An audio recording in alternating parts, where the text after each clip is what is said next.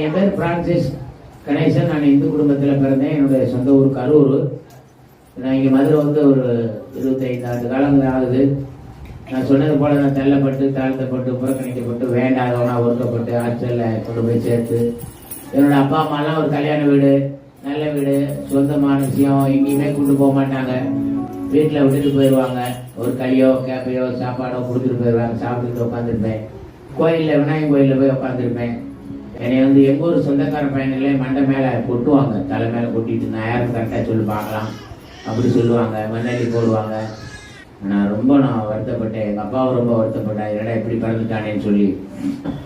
அப்படி பிறந்ததுனால தான் இன்னைக்கு இந்த மிராக்கல் சர்ச்சுக்கு வர முடியும். நல்லையா நிற்பதும் நிர்மூலமாகாமல் இருப்பதும் அவருமே தேடி வந்தார். அதுதான் பாடு.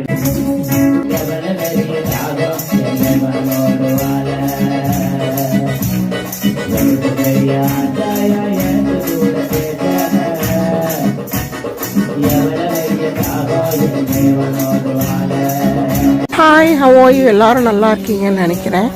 இன்றைக்கி நம்ம யாரை பற்றி வீடியோ பார்க்க போகிறோம்னா பாஸ்டர் ஃப்ரான்சிஸ். இவரை பற்றி முக்கியமாக சொல்ல வேண்டியது ஒன்று என்னென்னா, அவருக்கு வந்து கண் தெரியாது, விஷுவலி இம்பேர்டு அவர். ஆனாலும் பாருங்கள், அவர் ஆண்டவருடைய ராஜ்யத்தை கட்டி கொண்டிருக்கிறார். நிறைய பிளைண்ட் பீப்புள் மத்தியில் காஸ்பிளை ப்ரீச் பண்ணிகிட்ருக்காரு. ஏசப்பாவை பற்றி சொல்லிகிட்ருக்காரு. நாங்கள் கிட்டத்தட்ட ஒரு 1000 பார்வையற்றோர் எனக்கு தெரியும் அப்படின்னு சொல்லி பாருங்கள் எங்களை அவங்க இடத்துக்கு கூட்டிகிட்டு போனார். நிறைய பேர் இருக்காங்க. நிறைய பேருக்கு அவர் உதவி செய்கிறாரு. அது மட்டும் இல்லை, அவர் வந்து பாருங்கள் ரொம்ப அழகாக பாடல்களை இயற்றுவார். ரொம்ப அழகாக பாடுவார். அவர் பாடினது எல்லாமே அவர் சொந்த பாடல்கள், சொந்தமாக இயற்றிய பாடல். So talented. அது மட்டும் இல்லை பாருங்க, லாஸ்ட் 10 இயர்ஸாக அவருக்கு பயங்கரமாக சிக்காக இருந்தார். பயங்கரமான ஒரு வியாதி இருந்துச்சு. ஆனால் ஆண்டவர் அதிலிருந்து கூட அவருக்கு விடுதலை கொடுத்தாரு. இப்போ திருப்பியும் ஹி ஸ்டாண்டிங் ஃபார் காட். திருப்பியும் அவர் ஆண்டவரோட ஊழியத்தை அவர் செஞ்சிட்ருக்காரு. நிறைய ட்ரஸ்ட்டு வச்சு நிறைய பேருக்கு பாருங்கள் அந்த கூடை பின்னுறது மற்றும் நிறைய கைத்தொழில்கள்லாம் அந்த பார்வையற்றோருக்கு கற்றுத்தந்து அவங்களுக்கு ஒரு வாழ்வாதாரத்தை கொடுக்குறாரு.